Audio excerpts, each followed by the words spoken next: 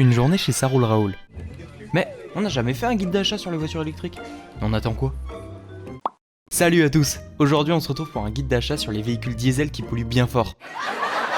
Guide d'achat des 5 meilleurs véhicules électriques pour 15 000 €. Eh oui. Allez, vous venez avec moi, j'ai plein de petits trucs à vous montrer. D'ailleurs, allez voir notre dernière vidéo, on parle de l'électrique.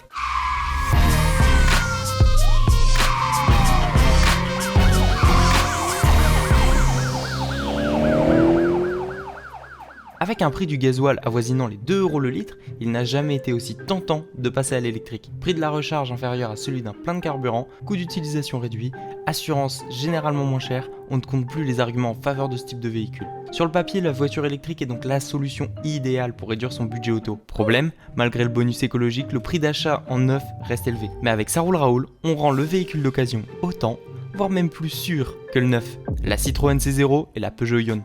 Hormis leur logo et leur nom, ils sont strictement identiques. Ils n'ont d'ailleurs rien de français puisque ce sont des cousins germains d'une petite japonaise, la Mitsubishi i-MiEV. Parfaite pour circuler en ville, petit gabarit, bonne maniabilité, ces autos sont aujourd'hui affichées à moins de 6 000 € pour des modèles datant de 2011 à 2012.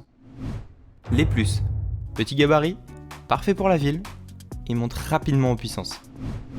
Les moins. L'autonomie qui équivaut à 100 km, le design on dirait un peu un neuf, et c'est évidemment un petit coffre. La Smart Fortwo.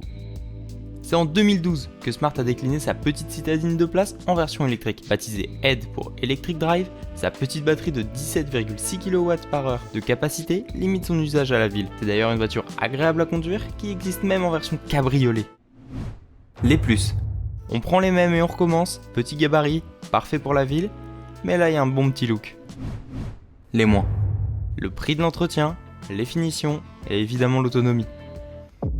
La Smart 4x4. Prenez une Smart Fortwo, ajoutez-lui 2 places à l'arrière et vous obtenez la Smart 4x4. Plus logeable, notamment pour des enfants en bas âge, ce modèle a cependant l'inconvénient de ne pas profiter d'une batterie plus grosse que la petite Smart. Dès lors, son usage sur les voies rapides est à exclure. Les plus. De bonnes performances, un bon rayon au vu de sa taille et une position de conduite agréable. Les moins. Des suspensions fermes et une autonomie qui n'est pas plus intéressante que sur la Fortwo. Et évidemment les finitions qui sont aussi à revoir. La Nissan Leaf. Une des premières voitures conçues autour de l'électrique. Outre son style assez original, je suis japonais, agréable à conduire et assez confortable, son chargeur rapide permet d'envisager des trajets autoroutiers même si sa faible autonomie, entre 150 et 200 km selon les évolutions, nécessitera de s'arrêter régulièrement. Enfin, sachez que le modèle baptisé Flex signifie que le prix n'inclut pas la batterie qui est en location mensuelle. Les plus. Une bonne dimension même pour la ville, de bonnes accélérations et une bonne taille de coffre. Les moins. La position de conduite qui est pas forcément agréable et son autonomie. La Renault Zoé. Difficile de ne pas parler de la Renault Zoé qui reste la voiture électrique la plus répandue sur le marché de l'occasion. Il faut dire que cette citadine est l'une des plus anciennes puisqu'elle est commercialisée depuis 10 ans en France. Une décennie au cours de laquelle la Zoé a connu plusieurs évolutions. La plus importante est apparue en 2017 avec l'arrivée d'une batterie plus grosse permettant d'améliorer l'autonomie. Cela se ressent sur les tarifs puisqu'un modèle de cette année coûte plus de 10 000 € en occasion, contre 6 200 environ pour une version de 2013-2014. D'ailleurs, la dernière version de 2018 à 2019 sont beaucoup plus chères. Comptez 13 000 à 15 000 € pour une version bien équipée et pas trop kilométrée, avec un écart de prix justifié aussi par le fait que Renault ait abandonné sa formule d'achat avec la location de la batterie dès 2018. C'est d'ailleurs un point sur lequel vous devez être vigilant, car un modèle attractif n'inclut peut-être pas la batterie. Les plus.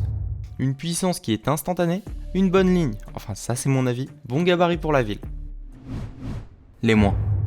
Attention à l'allocation de la batterie sur les anciens modèles, les finitions intérieures qui sont à revoir et le confort de siège qui est pas fou. Si d'autres véhicules méritaient d'être dans le classement, dites-le nous en commentaire. Je vous répondrai pour vous dire si vous avez bon goût comme moi ou pas. Bon, maintenant il vous reste une seule chose à faire. Abonnez-vous, laissez un petit j'aime, partagez et commentez électrique avec le smiley de l'éclair. Et on se donne rendez-vous la semaine prochaine dans une nouvelle excellente vidéo. A bientôt!